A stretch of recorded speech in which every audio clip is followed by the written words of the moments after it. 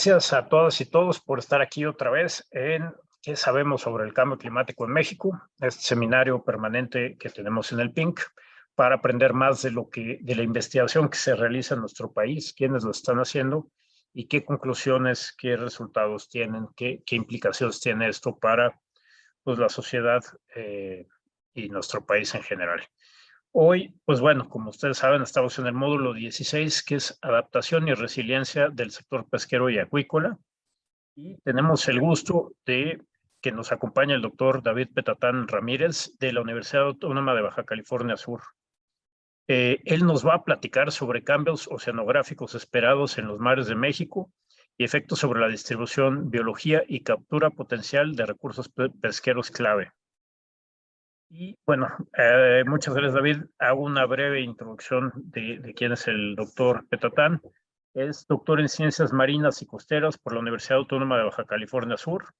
Actualmente es profesor investigador de la misma universidad en el Departamento Académico de Biología Marina. Su línea de investigación es sobre el impacto del cambio climático en las pesquerías y cuenta con más de 20 publicaciones académicas y es miembro del Sistema Nacional de Investigadores nivel 1. David, qué gusto tenerte por aquí. Adelante. ¿Qué tal? Un gusto para mí también es. Bueno, entonces, pues creo que estamos un poquito tarde, pero vamos a empezar. Entonces, como pueden leer en el título, pues es la línea de investigación a la cual me he dedicado en los últimos 6 años, en la cual estamos estudiando los cambios oceanográficos por el cambio climático en México, particularmente, y qué efectos tienen sobre las pesquerías. Principalmente en la distribución y abundancia de recursos. En ese sentido, pues hemos formado un grupo de trabajo multidisciplinario con la cual hemos tenido, creo que, buenos avances al respecto. Sabemos que hemos escuchado hablar mucho acerca del cambio climático y cómo en los últimos años se dice que la Tierra se está calentando. En ese sentido, desde los principios de los 80s, se estima que el océano se ha calentado en 0.13 grados por década. Para el caso de México, existen algunos estudios en los cuales se indica que para la región noroeste, por ejemplo, se ha calentado entre 0.4 y 0.8 grados, además de que ha aumentado la temperatura principalmente en la zona costera del Pacífico, mientras que algunas zonas de la península de Baja California, en el lado del Pacífico, se ha enfriado. Estos cambios pues, ha provocado la estratificación del agua, además de que ha habido cambios en la concentración de oxígeno disuelto, y eso también ha provocado cambios en la biodiversidad. En ese sentido, lo que nosotros primero quisimos hacer fue analizar cómo ha sido el comportamiento del océano en los últimos 30 años, 40 años casi. Entonces, lo que podemos ver ahí son unas gráficas, cada curva es un año, y es cómo se ha comportado la anomalía en los últimos 40 años. Podemos detectar, bueno, podemos ver la línea roja, fue el periodo 2015-16, en el cual está muy sesgada a la derecha. El sesgo a la derecha tiene que ver con el calentamiento en el océano. Es decir, las curvas que se van hacia la derecha son tendencias de años cálidos, mientras que los que están en cero serían, digamos, años normales. Desde ese periodo, vemos varias curvas que se están sesgando hacia la derecha.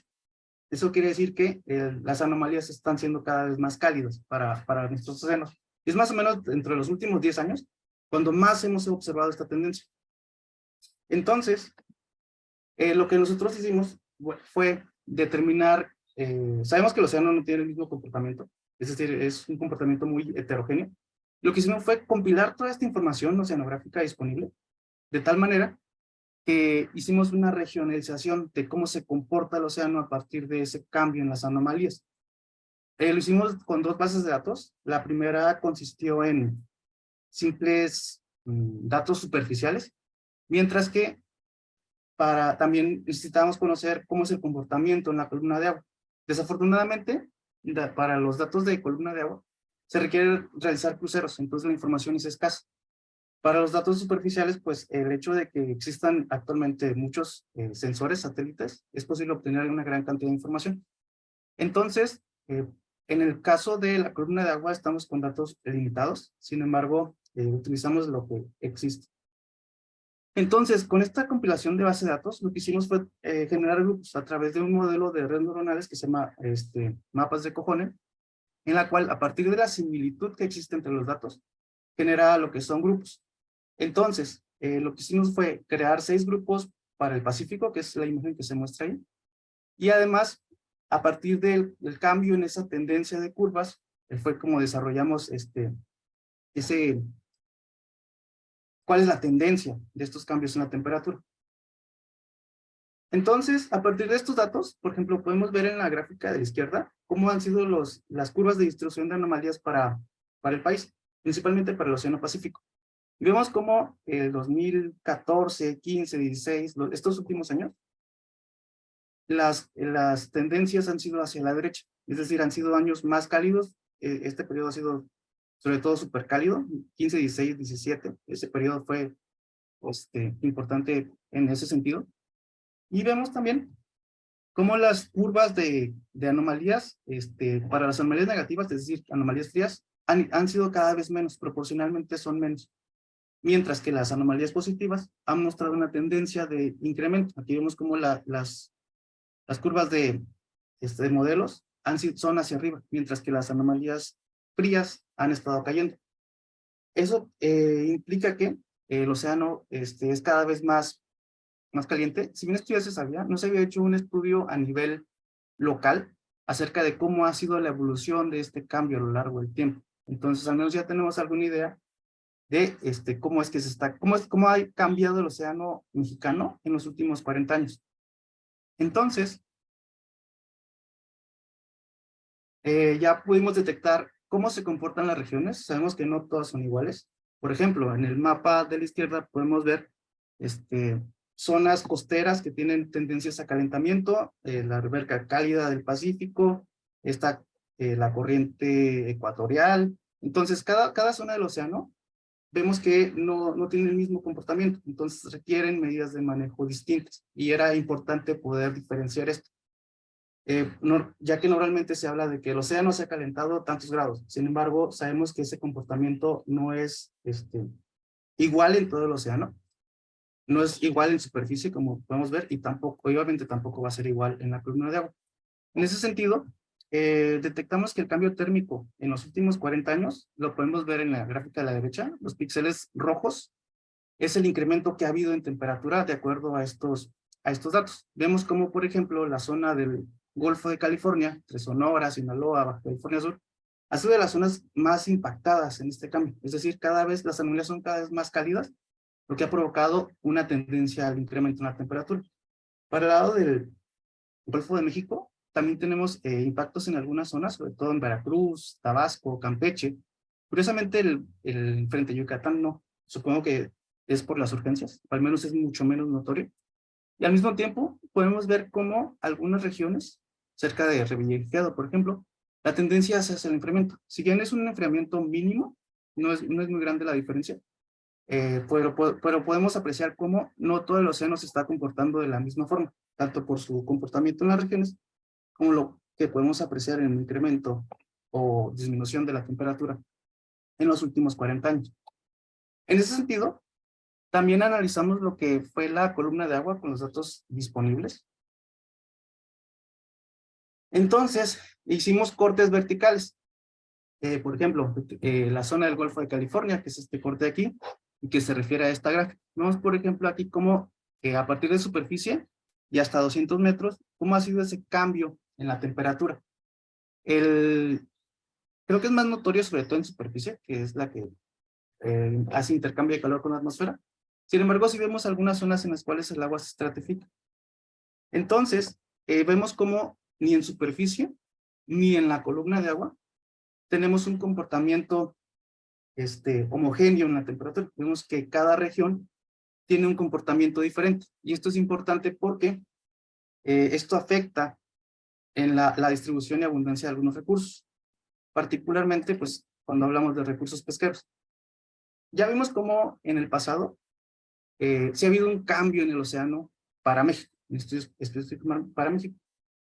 También sabemos que se han desarrollado algunos escenarios de cambio climático, los cuales son propuestos por el IPCC, en la cual se sacan tendencias acerca del futuro que va a tener la temperatura y otras variables oceanográficas y terrestres, de tal forma que nos da una idea acerca de lo que está por venir. En ese sentido, por ejemplo, en la imagen de la derecha, con los escenarios, ya no son los actuales, en su momento fueron los que estaban. Sin embargo, vemos cómo cada columna son periodos de 20 años, hasta fines de siglo, que será el año 2100. Entonces vemos cómo tenemos 3 escenarios aquí, y podemos decir que es, digamos que va del menos peor al peor. El peor es el escenario RCP 8.5, y vemos cómo la temperatura se va calentando hacia finales de siglo, teniendo anomalías más cálidas en esta región, que si bien recuerdan, con la figura anterior, es también la zona que nosotros detectamos que es la que más se ha calentado en los últimos 40 años. Sin embargo, también existen algunos otros escenarios, como digamos el menos drástico, que fue el RCP 2.6, y vemos como, si bien hay un incremento ligero en la temperatura, no es tan grande como el cambio que se da con el peor escenario, ¿no? Y bueno, igual contamos con un escenario intermedio. Entonces, estos datos ya fueron actualizados, ahora se llaman SSP, ya no se llaman RSP, en la cual incluyen factores sociales. Sin embargo, pues el objetivo es el mismo, determinar bajo distintos forzamientos en la atmósfera, cuál va a ser, cómo impacta en la temperatura y otras variables el clima. En ese sentido, los estudios que hemos hecho para México, hemos detectado que no importa cuál sea el escenario, la tendencia, por ejemplo, en la temperatura, es hacia un incremento. Obviamente, ese incremento va a depender del escenario en el cual, el escenario que ocurra. Sin embargo, aparentemente nos estamos acercando al peor escenario, ¿no? Entonces, la tendencia es hacia el incremento. Por otra parte, para la productividad primaria, la tendencia es a una disminución, que está muy relacionada con la temperatura. Habría una caída en la productividad primaria. Entonces, con ayuda en colaboración con el INAPESCA y algunas otras instituciones, se han desarrollado algunos escenarios de cambio climático para México a futuro, esencialmente para el año 2050 y el año 2100. Por ejemplo, ahí tenemos lo que es la temperatura histórica, lo que hemos, a partir de sensores remotos, lo que obtenemos, y a partir de eso, lo que hicimos fue utilizar los datos del IPCC para saber o hacer unas proyecciones de cómo se comportaría el mar en México para el año 2050, bajo 2 escenarios principales, que sería el escenario menos drástico, que es el 126, y el más drástico, ¿no? Que es el 585, que es el que veíamos donde más se calentaba el océano. Entonces vemos como bajo un escenario menos drástico, los cambios son, digamos, menores, mientras que en el peor escenario, el mayor impacto aparentemente está en el Pacífico, particularmente en la región noroeste de México, en la cual podría haber un incremento de entre 1.5 y hasta 2 grados en el futuro. Entonces vemos cómo históricamente el océano se ha comportado de una forma heterogénea y cómo en un futuro el impacto del cambio climático va a ser también heterogéneo. También se ha hecho lo mismo para lo que es la producción primaria, y lo mismo, ¿no? Tenemos que, para un escenario conservador, digamos, el impacto es mínimo. Sí hay reducción de la producción primaria, pero es realmente bajo, por así decirlo. Mientras que en el peor escenario, tenemos zonas de mayor impacto, con una caída en la distribución de la productividad primaria. Y también se ha hecho lo mismo para lo que es el oxígeno disuelto. Bajo un escenario, este es el oxígeno disuelto histórico, que de acuerdo con los datos que tenemos, y bajo un escenario SCP-126, que es el conservador, pues el impacto es menor, incluso hay zonas que aparentemente incrementan su nivel de oxígeno, mientras que en el peor escenario, pues tenemos las zonas rojas del noroeste de México, ¿no? Que sería la zona de mayor impacto, la cual coincide con lo que se ha establecido históricamente de que la zona del Pacífico es una zona, tiene una amplia zona mínima de oxígeno, que es de las más grandes a nivel mundial, y que se ha detectado que en los últimos años se ha incrementado su tamaño, que el oxígeno se ha reducido hasta entre 20 y 50% dependiendo de la zona, que al mismo tiempo esa zona mínima de oxígeno que estaban más en zonas profundas, cada vez está más a nivel de superficie. Entonces es la tendencia que se está siguiendo de acuerdo a la documentación histórica y a escenarios que genera el IPCC. Utilizamos estas tres variables porque, para empezar, no todos los datos oceanográficos tienen escenarios. Y además de que consideramos que son de las variables más importantes en la distribución de organismos de interés pesquero. En ese sentido, pues sabemos que este cambio en el clima pues va a tener afectaciones en la distribución de esos recursos. Particularmente, nuestro interés es sobre las especies de interés pesquero. ¿De qué manera va a afectar? Por ejemplo, con cambios en la distribución geográfica de las especies. Si, por ejemplo, una especie ya no se siente cómoda, por así decirlo, en la región en la cual actualmente habita, dependiendo de la especie, esta podría migrar, por ejemplo, a latitudes más altas con aguas más frías. O también en el ámbito batimétrico. Tal vez ya no esté tan disponible en zonas de baja profundidad y esté en zonas más profundas. Además, podría haber un cambio en el reclutamiento, ya que las larvas de peces, ante un cambio en el ambiente, podrían verse afectadas, pero no solamente de forma negativa, incluso podrían verse beneficiadas. Entonces, se habla particularmente de un cambio, en las cuales definitivamente algunas especies sí van a verse afectadas, mientras que otras incluso podrían verse beneficiadas. Además, pues podría haber cambios en sus ciclos reproductivos, ya que si el verano se extiende, o si el invierno dura menos, por ejemplo, pues muchas especies se reproducen con base en los periodos de estacional. Entonces, cambios en estos periodos estacionales, pues tendrían cambios en los ciclos reproductivos. Al mismo tiempo, podría haber también tallas más pequeñas en algunos organismos, por la aceleración del metabolismo. En la gráfica que vemos aquí, vemos cómo ambientalmente existe un rango óptimo en la cual las especies, digamos, que están cómodas. Sin embargo, salirse de ese rango óptimo se provoca que las especies se estresen, ya sea porque sube la temperatura o porque disminuye. Y llega a un punto en el cual una temperatura demasiado alta o una temperatura demasiado baja, pues sería letal para muchas especies, ¿no? Entonces, ¿qué es lo que toca? Para algunas migrar, para algunas irse más profundo, cambios en su reclutamiento y todo lo que ya he explicado previamente. Entonces, lo que nosotros estamos haciendo es crear modelos de distribución de especies para hacer un tipo de análisis acerca de cómo es que este cambio ambiental esperado e histórico que ya vimos, pues va a afectar la presencia de las especies. ¿De qué manera? A partir de datos ambientales históricos y registros de ocurrencia actual de la especie, donde se distribuye actualmente, asumiendo que, obviamente, que la especie está donde están las condiciones adecuadas para la misma, de tal forma que se genera algo conocido como modelo de distribución.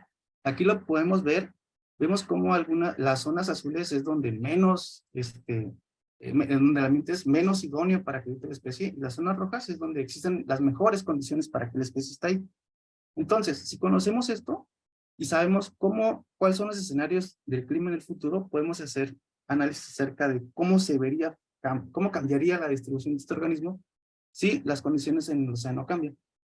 Entonces, esa es la premisa, ¿no? Sin embargo, también fue un poco complicado determinar cuáles son las especies importantes. En ese sentido, pues, algunos estudios indican que es, por ejemplo, por el volumen de captura, otros por el valor económico. Entonces, lo que nosotros hicimos fue analizar los datos de avisos de arriba, y a partir de 6 parámetros, que tuvo que ver con el número de entidades, estados donde se captura la especie, el número de oficinas donde se reporta, cuántos permisionarios están reportando la especie, en qué frecuencia se reporta, cuánto dinero aporta y cuáles son esos volúmenes de captura. De tal forma que a partir de estos parámetros, nosotros, y en colaboración con investigadores de INAPESCA y otras instituciones, se determinó cuáles eran las especies que deberíamos de analizar, ya que tenían mayor relevancia. Ya que además, pues México tiene una gran diversidad de recursos, lo cual es complicado analizar todos. Entonces tratamos de filtrar esta información para quedarnos con las especies que consideraron más relevantes. Son alrededor de 160. Por ejemplo, aquí vemos de los 6 parámetros que les decía, del valor económico, de la frecuencia de arribo, la oficina, las entidades, los permisionarios, la captura, ¿no? Del grupo de jureles, podemos detectar cuál es el jurel más importante, de acuerdo con cómo se reporta en el aviso de arriba. Tenemos distintas especies, así es como se reporta y vemos como no todas tienen la misma contribución. Entonces fue una forma de hacerlo. También podemos ver cómo, por ejemplo, para el camarón, igual tenemos todas las especies que se reportan en el aviso de arriba y vemos la contribución tanto para embarcaciones menores como para embarcaciones mayores. Y digamos que nos quedamos con las especies que cubrían más área dentro de estos parámetros. Así fue como determinamos la relevancia. Entonces, en ese sentido, pues uno de los primeros estudios tuvo que ver con sardinas, ya que las sardinas representan cerca del 35% de la producción pesquera, la cual ahora es muy relevante para México, y esta es llevada principalmente a cabo en el noroeste. Entonces, aportan cerca de 600,000 toneladas por año, siendo la sardina Monterrey, sardina Oaxaca, la más relevante de todas. Esto, aparte de que, dado que no solamente es una especie que se captura en grandes volúmenes, también sabemos que es una especie que responde muy rápido al cambio en el clima. Entonces, a partir de datos históricos, se sabe que, por ejemplo, en años donde la temperatura sube, algunas sardinas se capturan menos, mientras que en años fríos, las capturas se incrementan de forma bastante notoria.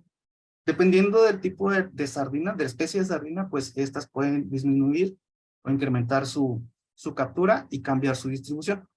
Entonces, era como la especie perfecta para hacer los estudios que nosotros pretendimos. Entonces, por ejemplo, aquí tenemos el modelo de hábitat, cómo va cambiando a lo largo del año. Las zonas rojas es donde mejor están las condiciones para la presencia de la especie. Y vemos cómo, respecto a lo que se reporta mensualmente ante la CONAPESCA, vemos que existe cierta correlación entre lo que se va reportando mes a mes respecto a lo que se detecta en el modelo, ¿no? Ese cambio en el hábitat. En ese sentido, también checamos como, por ejemplo, que en mayo de 2008, que fue un año frío, mientras que en promedio se capturan 170,000 toneladas, para mayo de 2008 subieron un 86% las capturas, y lo mismo ocurrió durante junio, ¿no? Es decir, fueron mejores condiciones para la presencia de la especie y se vio reflejado no solamente en su modelo de distribución, sino también en las capturas.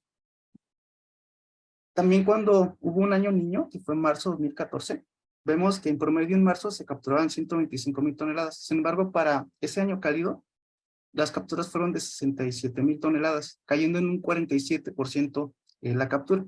Y vemos además cómo la distribución predicha por el modelo se fue hacia la zona del norte del Golfo de California. Es decir, la sardina se contrajo y eso tuvo impacto no solamente en su ámbito geográfico, sino también en las capturas. Estuvo directamente relacionado con que fue un mes muy cálido.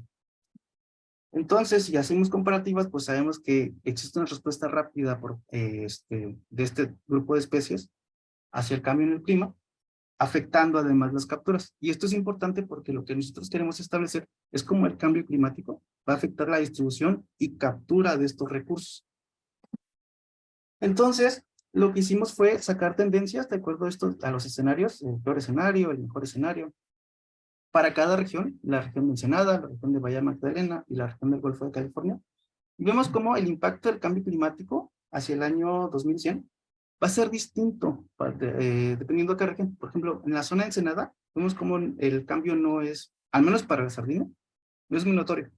Para Bahía Magdalena tiene sus altibajos, pero digamos que en general se conserva.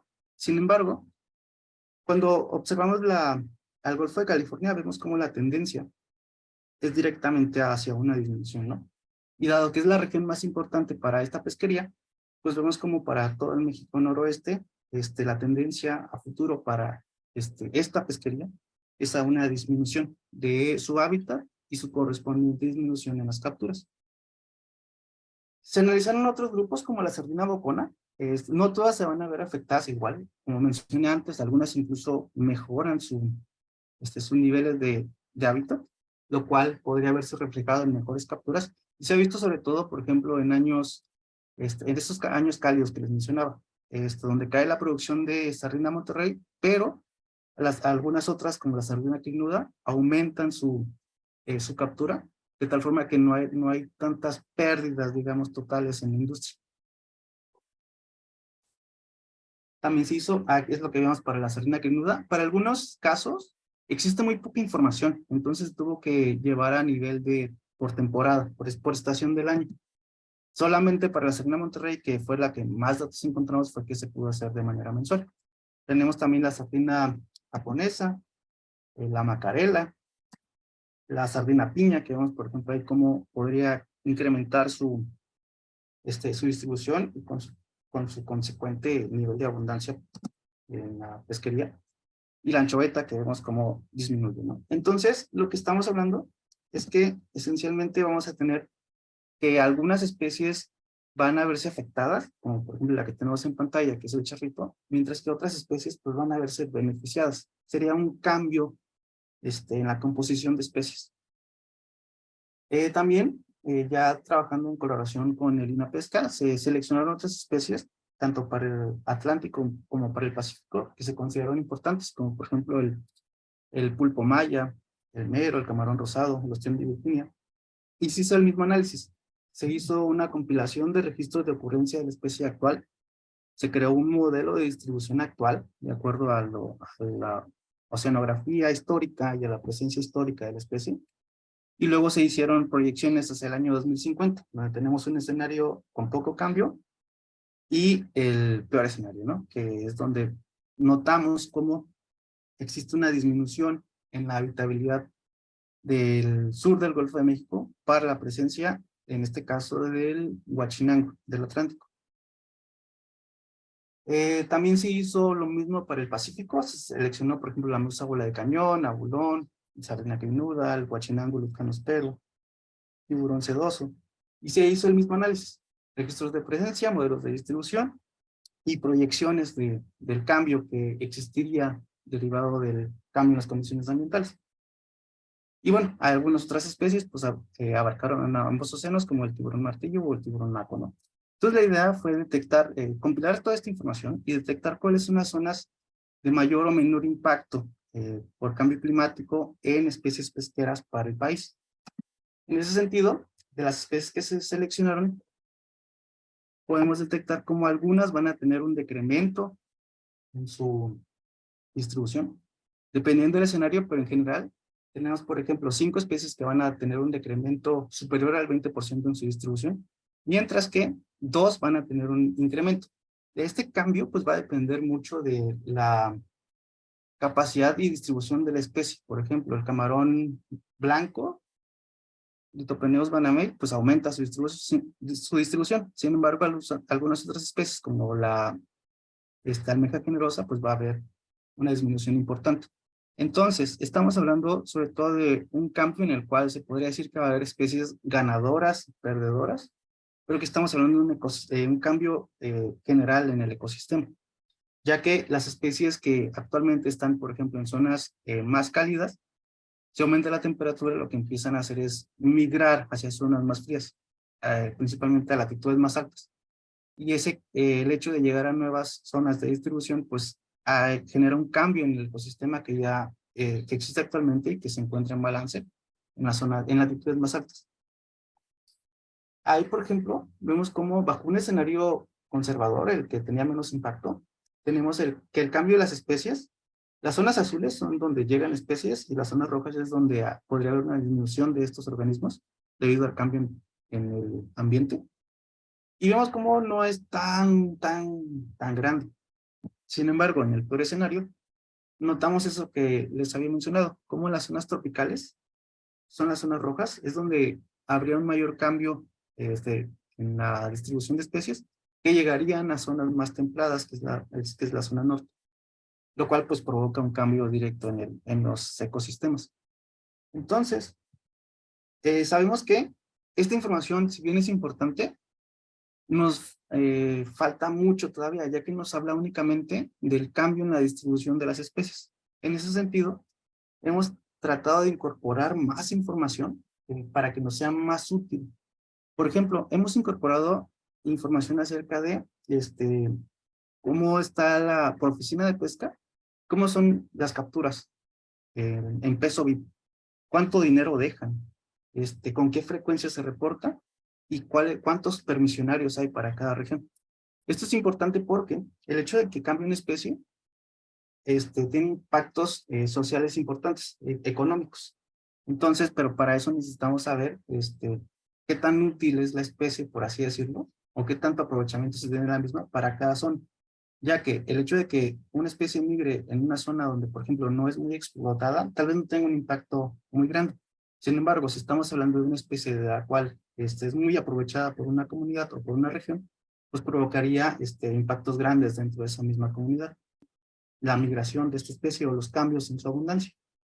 Entonces, lo que hicimos fue calcular la importancia relativa para cada especie para las oficinas de México. En ese caso estamos observando el caso de Huachinango, Canos, Perú. Vemos cómo en algunas zonas es poco importante las verdes, mientras que los puntos rojos es donde la pesquería es importante, a partir de la información de estos datos que les platiqué antes. Entonces, vemos cómo una misma especie no es igual de importante para cada región. Y con esta información, encontrando la importancia relativa del recurso a lo largo del país, con estos modelos de escenarios de cambio climático, lo que hicimos fue generar una tabla de contingencia para conocer qué tanto impacto va a tener. Por ejemplo, una zona donde no se capture o sea muy poco relevante, no importa si la especie se va o no importaría tanto. Comparado con una especie, por ejemplo, en esta zona del sur de la península se ve que es muy importante, y si de pronto ya no hubiera Huachinango, pues el impacto sería mayor. Entonces, esa es la clasificación que se tiene, el nivel de impacto respecto por cambio climático respecto a la importancia relativa al recurso actual que se tiene, lo cual nos permitió generar este mapa de impactos, en el cual tenemos distintos escenarios, las oficinas de pesca, y cuál sería el impacto para cada oficina para esta pesquería. Y lo ideal sería generarla para las demás especies. Es un trabajo que se encuentra en proceso. Entonces vemos cómo tendría un impacto alto para 9 oficinas en el Pacífico mexicano, moderado en 16, que son las esferas naranjas, y bajo en 20, que son estas regiones. Y incluso sería positivo en algunas regiones, que es esta zona de acá. Esto se debe a que el calentamiento, el cambio en la temperatura y otras variables del océano puede provocar que la especie empiece a migrar a la zona norte, de tal forma que esas oficinas ahora podrían aprovechar el recurso, por eso es que el impacto es positivo. Entonces, observamos cómo el impacto del cambio climático puede ser incluso positivo para algunas regiones, por así decirlo, ¿no? Sin embargo, para algunas regiones pues va a ser negativo. Entonces, se ha tratado de hacer lo mismo para algunas otras especies locales en el noroeste de México, generando su distribución actual, sus escenarios, y el aporte económico o el peso vivo que representa para la región, de tal forma que podamos hacer este tipo de evaluaciones y determinar el impacto que se tiene, o que se tendría más bien, si el cambio climático llega a afectar las pesquerías y de qué manera lo haría.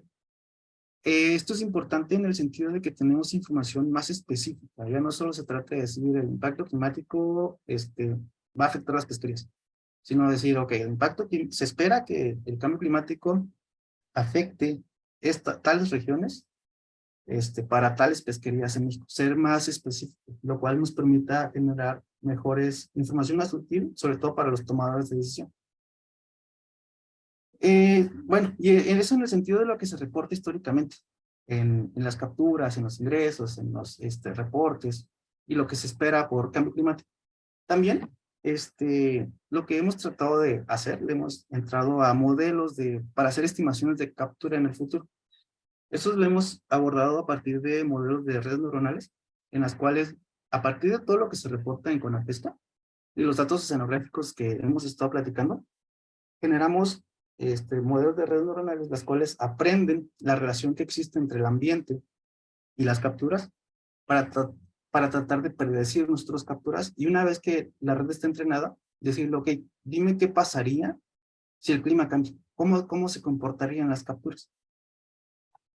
En ese sentido, tenemos, por ejemplo, los cambios históricos en la sardina Monterrey, que es la especie que tenemos más estudiada, y en esta gráfica que tenemos acá, la línea negra es lo que se reporta ante Conapesca, mientras que la línea roja es lo que la red neuronal predice, de acuerdo a condiciones ambientales, las capturas que se deberían de tener, de acuerdo con la información histórica. Entonces, a partir de ahí, lo que nosotros hicimos fue alimentar a la red con los modelos de escenarios de cambio climático hacia el año 2100, desde la actualidad hasta el año 2100, y vemos cómo, lo tenemos acá, vemos cómo las predice que las capturas pues, van a verse bastante afectadas, ¿no? Que si recuerdan, coincide con los escenarios estos de distribución, en la cual el Golfo de California, si recuerdan, para la sardina Monterrey justamente, disminuía en gran medida su hábitat y en consecuencia de las capturas. Y bueno, este modelo pues ya nos predice lo mismo, ¿no? Una caída en las capturas si ocurren estas condiciones ambientales en los próximos años. Eso fue para la sardina Monterrey. Sin embargo, pues como había mencionado antes, pues algunas especies incluso podrían ganar, como la sardina crinuda, en la cual tenemos el modelo de red neuronal entrenado, tenemos y luego se alimentó con escenarios de cambio climático, y vemos cómo las capturas podrían incrementarse en el futuro, lo cual se ve también reflejado en el modelo de distribución. Es decir, ambos modelos predicen no solamente el incremento en la distribución, sino también un incremento en las capturas a partir de modelos independientes, lo cual nos puede dar una idea acerca del futuro de los recursos pesqueros en México. Desafortunadamente, mucha información no es muy precisa, de tal forma que no es posible hacer análisis para todas las especies. Sin embargo, algunos modelos que hemos realizado, principalmente en pelágicos menores, pues han resultado aparentemente bastante efectivos o congruentes, por así decirlo. Entonces, en general, los pelágicos menores, que sean sardinas, macarrelas, anchovetas, son especies en las cuales existe mucha información y con la cual es posible realizar este tipo de modelos. Entonces observamos cómo de manera general pues van a caer las capturas cerca del 20% hacia finales de siglo. Además con ese recambio de especies del cual les había estado platicando. Actualmente seguimos es un trabajo que está en proceso. Tenemos ya los estándares de cambio climático, están en un portal ahorita no es público, pero esperamos que sea público, para que se pueda consultar cuáles son esas condiciones ambientales a futuro que se pronostican. Estamos trabajando igual con alrededor de 160 especies, en la cual tenemos igual una plataforma en la cual se brinda información acerca de cuál es la distribución del recurso, cuál es su distribución actual, cuáles son las tendencias de acuerdo con distintos escenarios. Y bueno, es trabajo que se está realizando con distintos fondos como el de PACART, el de colaboración con el INAPESCA, con el Banco Interamericano de Desarrollo, entre otros, con EDF también, con la cual estamos generando estos escenarios y colaborando con otros investigadores, con distintas autoridades, para generar este pronóstico de las pesquerías en México, de tal forma que se pueda tener información anticipada sobre sobre el futuro de los recursos pesqueros en México, lo cual pues es altamente relevante, pues porque las pesquerías aportan no solamente dan trabajo a miles de pescadores, sino también es una forma de vida, es su ingreso económico y también su consumo, ¿no? Entonces es una actividad muy importante para el país, y creo que en los últimos años, o he notado que se ha abordado cada vez más estos temas de probabilidad ambiental y cambio climático a partir de distintos modelos, y la apertura a la comunicación entre distintas autoridades para brindar este tipo de información y sea cada vez más accesible y sea mejor. En ese sentido, pues ahí les dejo algunas publicaciones que se han hecho respecto a estos trabajos, y los libros, el Policy Paper de Cambio Climático en México, en el cual van a encontrar mucha esta información, y otro que sacó el INAPESCA, Evaluaciones de Vulnerabilidad de las Comunidades Costeras y Cambio Climático, y de Cambio en los recursos pesqueros y agrícolas de las costas de México. Entonces, esta información que presenté, gran parte ya está disponible ahí. Incluso muchos datos están disponibles en la página de Conapesca y algunos pues ya están publicados, ¿no? Entonces, para su consulta, por si alguien tiene interés en conocer más, es información que está disponible. Y bueno, en general, pues tenemos un gran grupo de colaboración con los cuales hemos trabajado en los últimos años, con los cuales me siento muy contento de trabajar. Por mi parte, pues sería todo. Espero que hayan disfrutado la presentación. Muchísimas gracias, David, por la interesante presentación y por pues, esta información sobre cómo pueden cambiar, digamos, las variables climáticas y los efectos que eso tendrá sobre el recurso pesquero en nuestro país, cosa que, como mencionas, ahora empieza a haber más estudios, pero me da la impresión que ha habido por mucho tiempo un vacío de información muy grave, ¿no? Al respecto, ha habido pocos estudios y te quisiera preguntar, ¿qué tanto, qué tanto esto permea, digamos, a los tomadores de decisión? ¿Qué tal, cómo es la recepción, digamos, de estos trabajos? Yo lo que noto es cada vez más interés. Estamos trabajando directamente con Conapesca, perdón, con el INAPESCA sobre todo. Se les va a dar cursos para generar modelos, para descargar datos oceanográficos, para hacer lo que se demostró en pantalla, pero para que la misma INAPESCA lo pueda realizar de manera autónoma, sin, digamos, depender de un investigador en algún punto lo haga, sino que ellos mismos puedan utilizar esta información y generar ellos mismos este tipo de trabajos, al mismo tiempo de que se plantea o se ha planteado que esta información también se incorpore a la Carta Nacional Pesquera. Entonces, pues es relevante por lo mismo, ¿no? Creo que sí ha habido cada vez más apertura y mejor comunicación entre investigadores y autoridades respecto a este tipo de estudios. Claro. Aquí tenemos unas preguntas. Una pregunta interesante de Clemente Rueda, aquí del PINC, es lo que tú estás viendo es, digamos, cómo cambian algunas de estas variables que nos mostrabas, digamos, en el océano. Sí. Pero hay ¿cuál sería la afectación, por ejemplo? ¿Hay afectación debido a cambios en el nivel del mar? Cambios en el nivel. No se aborda, sí, claro que hay afectaciones, eso, bueno, he notado que lo abordan más que nada los que hacen estudios de comunidades costeras, de cómo el mar está ganando terreno en las costas, ¿no?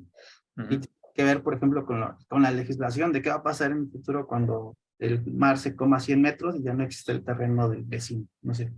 En ese sentido, no lo incluimos nosotros como un factor determinante. Seguramente sería recomendable, digamos, incorporarlo, pero no, dado que no hay tantos datos como quisiéramos, recordando que estos datos pues los genera el IPCC. Entonces, existe mucha información que, digamos, no está disponible.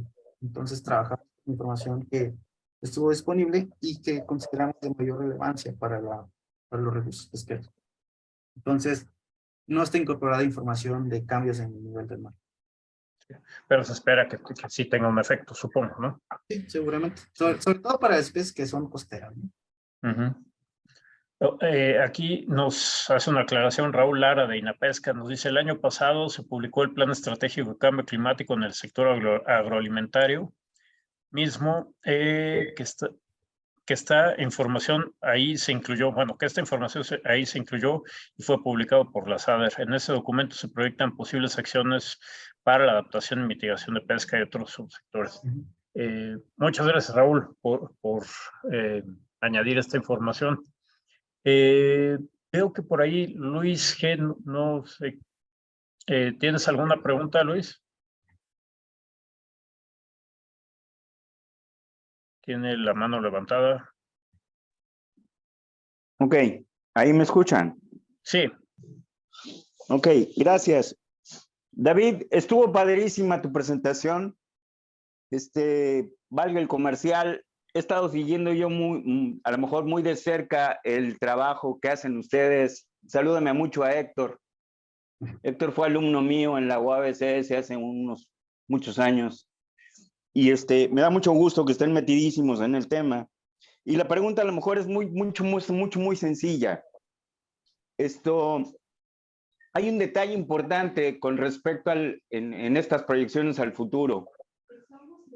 Realmente son dos preguntas, pero la segunda es mucho más técnica y mucho más detallada. La primera pregunta es sencilla en el sentido de, ¿pueden hacer o hasta dónde está explicitado el factor del esfuerzo de pesca sobre las capturas proyectadas? Bueno, presentes, eso es obvio, pero hacia las capturas proyectadas, o sea, el esfuerzo dentro de estos 6 parámetros que ustedes identificaron o decidieron utilizar para caracterizar la importancia de cada pesquería.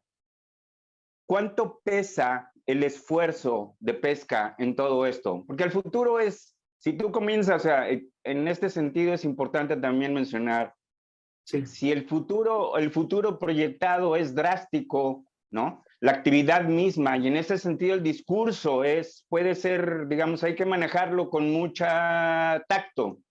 Si la gente que se dedica a la pesca comienza a ver que de lo que vive ahora en no más de 20 años es cuando, o sea, las proyecciones son a fines de siglo, pero las cosas se van a ver si son o no son mucho más pronto que eso. Entonces el esfuerzo, las proyecciones de esfuerzo, la gente que esté dispuesta a dedicarse a la pesca puede verse seriamente afectada, digamos, afectada en el discurso y por lo tanto decir si me sigo en este asunto o no. Y eso o sea, ¿eso en qué se traduce? En que en la medida del esfuerzo de pesca va a variar en ese sentido. Entonces la pregunta a lo mejor la hago más chiquita en esto, disculpen el de Braille en esto, que lo estoy maquinando casi al aire, pero esto es hasta dónde ven ustedes que el esfuerzo de pesca, hacia dónde va el esfuerzo tal cual. Ya vimos las capturas, digamos, qué es lo que esperaríamos de la abundancia. La abundancia, ojo con esto, una ampliación en la distribución no implica mayor, a pesar de que puede implicar mayor abundancia, no siempre implica mayor disponibilidad. Y eso es importante otra vez hacia el esfuerzo. Entonces, esa es la pregunta, es a lo mejor coméntanos, ¿tú cómo ves el esfuerzo hacia el futuro? ¿O cómo se ve el esfuerzo hacia el futuro para las pesquerías que ustedes han identificado más importantes? La pesquería de sardina, por supuesto, la pesquería del atún, por supuesto, son las más importantes en términos de volumen y de dinero, ¿no? Pero si tienes tú por acá en la costa del Pacífico, tienes el abulón y la langosta, para empezar, los caracoles, todo lo que hay en esta región de alrededor de la bahía del Vizcaíno. Entonces, tienes todo un escenario completamente diferente al que sería en el Golfo y, por supuesto, en el Golfo de México, en la otra costa. La segunda pregunta es más breve y más sencilla. El cambio de esta denominación de RCP, del IPCC, hacia CMP ahora, ¿cómo quedó la equivalencia? ¿Nada más cambiaron en términos de esos nombres o qué tipo de variables sociales, tú referiste esto, se incorporan a los RCP anteriores? Gracias, disculpen. Está bien. Gracias, Luis. Respecto al esfuerzo, lo que hemos hecho es analizar lo que se reporta en el aviso de arriba, ¿no? Entonces, de pronto, sabemos que no todo lo que no se reporta realmente todo ante la autoridad. Sabemos que existe, por ejemplo, mucha pesca no reportada o pesca ilegal, por ejemplo. Entonces, lo hicimos, de hecho, trabajamos con 2 escenarios. El primero incluía el esfuerzo pesquero, y después, derivado de que no sabíamos cuál iba a ser el comportamiento a futuro de este esfuerzo, y esto se ve, por ejemplo, directamente en la industria sardinera, de que si en un mes que detectan que es cálido y no hay poca sardina, por acuerdo y porque no les conviene económicamente, dejan de pescar. Claro, no salen. Ajá. No salen. Entonces, Ajá, sí. muy difícil establecer el nivel de esfuerzo. Esto se hizo principalmente, o se ha abordado de manera más alta sobre la la sardina, ¿no? Que es el trabajo principal. Sin embargo, sí se ha tratado de abordar en en otras especies. Para determinar el nivel de esfuerzo, que fue un factor de importancia para la selección de especies, pues tuvo que ver con el número de permisionarios y con la frecuencia de arribo de las especies que de cierta forma nos indican un nivel de esfuerzo. Especies que se reportan de manera muy frecuente tienen un mayor esfuerzo pesquero respecto a otras especies que tienen, no sé, 2 o 3 registros, digamos, al mes, ¿no? Entonces, y fue un factor determinante para seleccionar las especies. Para escenarios futuros es un poco complicado en ese sentido. Lo que yo he notado que hacen algunos autores es sacar el esfuerzo promedio y sacar escenarios de decir, ¿qué pasa si aumenta un 20% el esfuerzo respecto al histórico? ¿O qué pasa si disminuye, por ejemplo, un 20% respecto al histórico? Pero es la misma, ¿no? Es como, es incertidumbre al final de cuentas, y nos dan una idea acerca de lo que podría pasar, y nosotros al principio lo planteamos como que el esfuerzo se mantendría, pero no sabemos que para la industria sardinera no salen, pues, entonces por eso es que se determinó después utilizar únicamente el esfuerzo del ambiente, sin el esfuerzo de pesca a partir del dato histórico para las sardinas. Respecto a lo que cambian son SCP, trayectorias socioeconómicas compartidas, lo que es la actualización del RCP en el sentido de que incluyen comportamientos sociales. Por ejemplo, ¿qué pasa si hay desigualdad social? ¿O qué pasa si todos son como más verdes, ¿no? Utilizan menos su coche, a pesar de que se sigue utilizando combustible fósil, por ejemplo? Si el mundo se vuelve, por así decirlo, la sociedad tiene un comportamiento más sostenible en sus formas de consumo, a pesar de que se sigan utilizando combustibles fósiles, pues la respuesta en el ambiente pues va a ser distinta. Tratan de medir lo que es la mitigación y adaptación de acuerdo a este cambio social y al nivel de CO2 que se acumula en la atmósfera, que es como tradicionalmente trabajaban los RCP y que luego se actualizaron a los SSP. Esas serían las principales diferencias. Sí, bueno, ahí básicamente los SSPs, los nuevos escenarios SSPs surgen porque los anteriores ya existían los SSPs, que son los escenarios de desarrollo socioeconómico, y existían los RCPs, ¿no? Y uno podía combinarlos como le diera a uno pues la gana, ¿no? En pocas palabras, ¿no? Entonces, hay muchas combinaciones que no son factibles, ¿no? De tipo de desarrollo económico y cambios en el forzamiento radiativo producido por los gases de efecto invernadero. Entonces, digamos, en esta nueva actualización, lo que hacen es como decir, mira, este va con este va con el otro, este rima y este no rima, no te metas ahí, ¿no? Y aprovecharon para actualizar las emisiones, no son iguales. Están actualizados. No son iguales, sí. Ajá. Sí, sí. Oye, y una preguntita más o menos en este sentido. ¿Cuáles son los mayores retos? Porque estaba viendo, por ejemplo, ahí tienes, digamos, los puntos de distribución para digamos, calibrar tus modelos de nicho, ¿no? Sí. ¿Qué tan confiables son esas bases de datos? ¿Qué tanto hace falta o son suficientes? ¿Tú crees que son suficientes o realmente nos introducen pues una incertidumbre muy grande, ¿no? ¿Cómo ves eso? ¿Ese es uno de los principales retos o qué otros retos tú te encuentras en este tipo de estudios? Uno de los principales retos que detectamos es que, por ejemplo, existen muchas especies que son muy importantes pesqueras. Sin embargo, existe muy poca información respecto a, ya no digamos captura, sino a la distribución de los organismos. Y un ejemplo fue el calamar, que era muy importante. Y nosotros esperamos encontrar mucha información, por ejemplo, de su distribución y abundancia. Sin embargo, desafortunadamente, pues encontramos, digamos, poca información respecto a la importancia que tenía ese recurso y a los estudios que se han hecho del mismo. Entonces, yo creo, bueno, lo que hicimos fue sobre todo buscar información en artículos científicos, reportes de INAPESCA o reportes generales de pesca, para tratar de tener la información más confiable, ya que, por ejemplo, existen muchos repositorios de datos, como GBIF, por ejemplo, Sin embargo, de pronto hemos detectado que sí ponen especies en lugares que no corresponden, posiblemente por una mala identificación del organismo. Entonces lo que hicimos fue irnos a artículos, tesis, reportes, y de ahí digitalizar. El equipo de trabajo digitalizó los puntos geográficos y construimos una base de datos con toda esta información.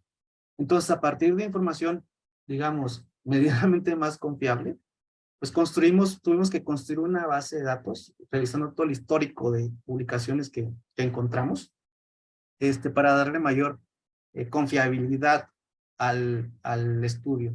Es una base de datos, creo que bastante interesante, porque mucha de esta información, desafortunadamente, mucha gente no comparte datos y se queda nada más en el artículo y ya, y se perdió, ¿no? Entonces, lo que logramos fue construir una base de datos de distribución de la distribución de recursos pesqueros de México, con el nivel de confianza que se le puede tener a la publicación que salió, ¿no? Entonces, lo construimos para generar justamente estos modelos. Entonces, creo que podría ser mejor, definitivamente sí. Sin embargo, pues es la información que existe actualmente, ¿no? Es al nivel que podemos llegar de acuerdo con la información disponible. Claro, no, pues siempre tenemos esos líos, ¿no? De los Sí. datos, ya sean climáticos o ya sean de lo que sea, tenemos siempre esas grandes limitaciones. Pues para ir cerrando, no sé si quieras darnos algún mensaje final, alguna cosa, por ejemplo, para los jóvenes que nos están viendo, que a lo mejor lo están decidiendo para dónde jalar con su tesis o a qué dedicarse, sobre lo que tú haces, lo que hacen en tu grupo, estos esfuerzos, o cualquier otra cosa que tú quieras mencionar. Ok, bueno, lo que yo les mostré, pues, tiene que ver con capturas, especies, distribución, pesqueras, ¿no? Sin embargo, dentro de nuestro mismo grupo de trabajo, pues también hay quien se encarga, por ejemplo, del análisis que fue la presentación anterior, de vulnerabilidad de las comunidades costeras, ¿no? Y también se ha analizado de forma legal esto. Entonces, creo que es un trabajo bastante amplio. Esto es únicamente una pequeña parte de ese grupo de trabajo. Es un trabajo que me gusta mucho, mucho hacer. Entonces, pues quien se interese un poco más en el tema, pues ahí puse algunas publicaciones en las cuales podría adentrarse en el tema, y pues, no sé, me gusta mucho que esto vaya tomando más relevancia. Entonces, también se ha analizado desde la perspectiva de la acuicultura, por ejemplo, o de cuestiones sociales, legales, y esta parte que me toca a mí dentro del grupo de trabajo. Entonces, pueden checar los documentos, para que conozcan las distintas ramas que hemos abordado como grupo de trabajo en esta investigación sobre el cambio climático en México, en el océano particularmente. Y bueno, Dime, no, adelante, adelante. pues un gusto haber participado con ustedes. No, pues un gustazo tenerte por aquí. Muchas gracias por compartir tu experiencia y tus análisis y conocimiento con nosotros. Eh, Siempre es muy rico conocer las experiencias y lo que se está haciendo en otros temas que pues aquí es la primera vez que abordamos, digamos, la parte costera, la parte pesquera y acuícola, ¿no? Entonces, pues, muchas gracias por compartir con nosotros esto y por tu magnífica exposición. Y bueno, nada más para recordarte y recordarle a todos que el jueves 23 tenemos la cita digamos, en el conservatorio, no, en el conversatorio, para que platiquemos todos al respecto y intercambiemos opiniones y datos, ¿no? Y bueno, pues otra vez muchas gracias, David. Y nada más me queda despedir esta sesión recordándoles que el próximo jueves, 16 de febrero, tenemos al doctor Fernando Aranceta del Centro de Investigaciones Biológicas del Noreste, SC, que nos va a platicar del impacto del cambio climático sobre la acuacultura marina en México. Bueno, pues les agradezco muchísimo a todos por estar aquí, en particular a David, y nos estamos viendo el próximo jueves.